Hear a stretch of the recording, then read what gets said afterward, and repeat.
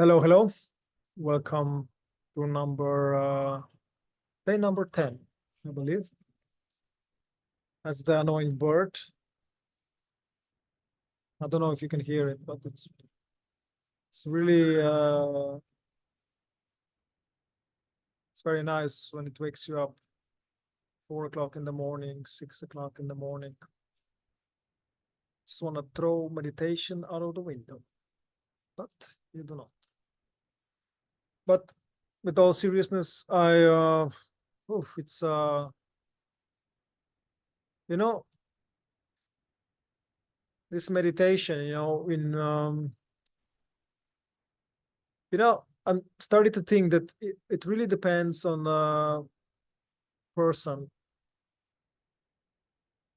what kind of results obviously you're gonna get. You're gonna get results, you're gonna get changes, but it differs from person to person, obviously. I mean, I guess that's the obvious one. But I meant to say that in a way of how difficult it would be as well.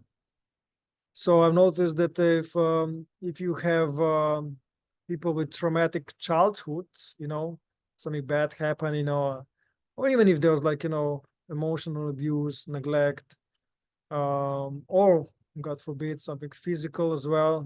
Not to say that one is better than the other or worse than the other, but these things they can really come up, and sometimes it becomes too much as well. And I read about these things also before with meditation teachers. They say that they even say if it's too much, then just you kind of like lay off, just take a rest. This bird, I'm telling you, wow. Shut up. I don't know if you can hear, probably you can hear it, I guess if you hear it once in a while, it's actually kind of cute, right? Anyway, so regarding the difficulty in childhood patterns, I have some myself, and I know people that do. And I suppose if your childhood was great, you can see how is your relationship with your parents now. You see a lot. If it's good, I guess it was kind of okay. And then less things will come out with meditation. And I can imagine just, you'll be polishing your focus. You will become more aware of things, bodily things, physical things, emotional things, and more subtle things. You start to see reality different.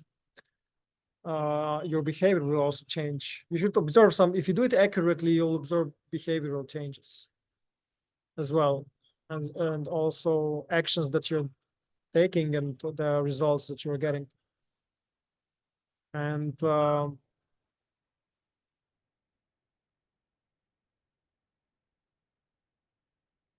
anyway, if you need to stop for a moment, I think it's a really good way to take a break if you do things like grounding things.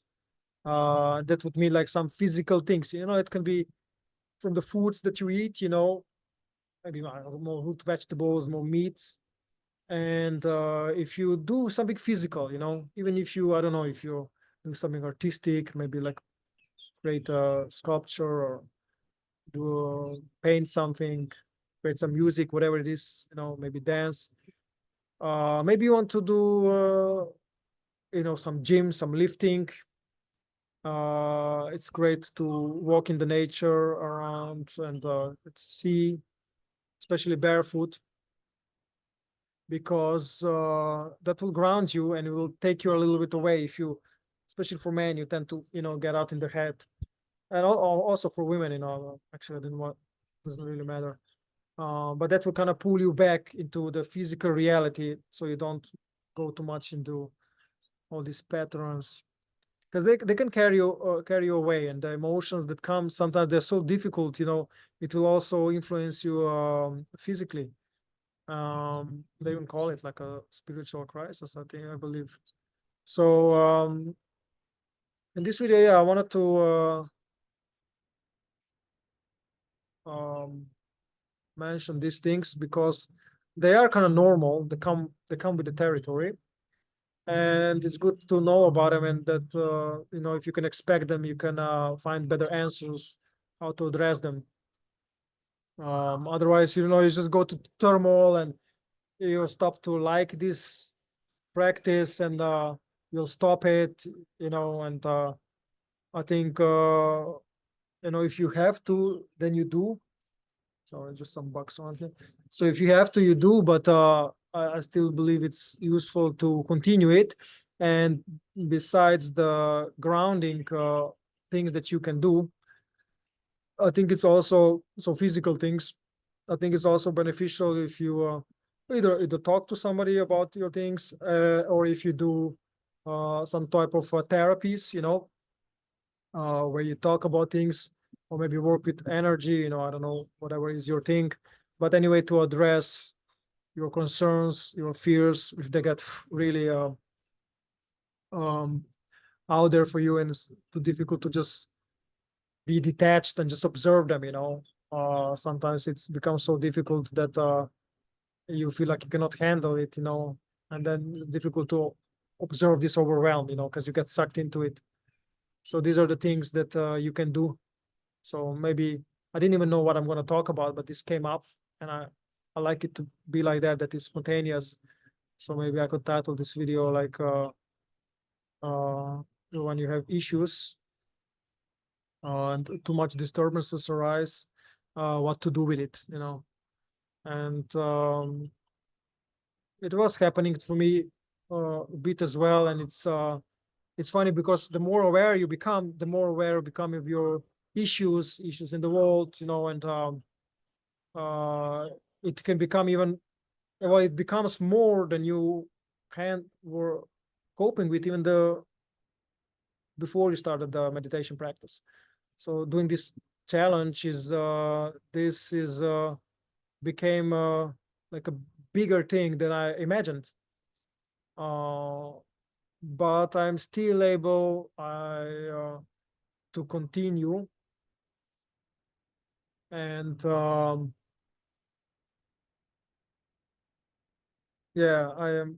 There's still part of me that I really wants to see the changes, because I know that not changing yourself, your reality will not change. There's this saying, you see what you are, which, well, is very true, and that goes on many levels. And yeah, it becomes painfully obvious. So anyway, so much for today. This is what I wanted to report. I guess with this of recommendations that I will take myself. I'll try to take the best that I can. And I noticed that they are combining this meditation practice where you're building the muscle of awareness with some emotional work, aka therapy, and then some physical movement and involvement in some physical things. I think this combination, I remember I heard it somewhere, but I don't know where, but anyway, it came to me that it's a really good combo to progress, so you're not just keeping it up in the air, but you bring it down to physical reality where it gets your thoughts and feelings get materialized. Not sure, I don't know if I talked about this, but if you study the laws of this reality, you see that they might go a little bit different, and that they are there, and they work a little bit different that perhaps you imagine. All this becoming aware with doing my meditation practice. And if you're joining me with this challenge, I guess you are seeing some things too. And to address everyone, if you don't see any changes, I would like to suggest that you are not doing something right, in a sense of, well, just doing things the way they should be, so you can get the results coming from doing it right. Because if you're doing it wrong, you're probably getting little to or very little effect, which is fine if that's what you want, but I was really after observing some changes. So make sure you're doing things right. I talked a little bit about it, but I guess I could talk much more. Maybe I will, maybe I won't. Let's see. But anyway, so much for today. Thank you, and yeah, let me know how is your practice going if you're joining me in this challenge. And if not, then have a good day either way. So take care.